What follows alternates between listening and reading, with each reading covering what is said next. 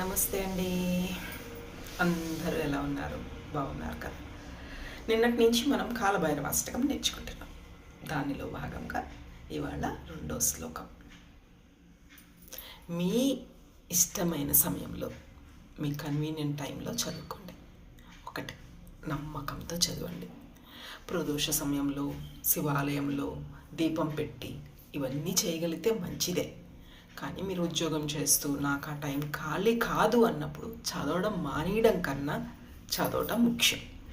So అప్పుడు తప్పకుండా మీ పక్కన ఉన్నటువంటి ఎక్కడో అక్కడ వాష్రూమ్లో కాళ్ళు చేతులు కడుక్కొని ఒక దేవుడి పటం ముందర కూర్చొని చదువుకోండి. 2వ శ్లోకం.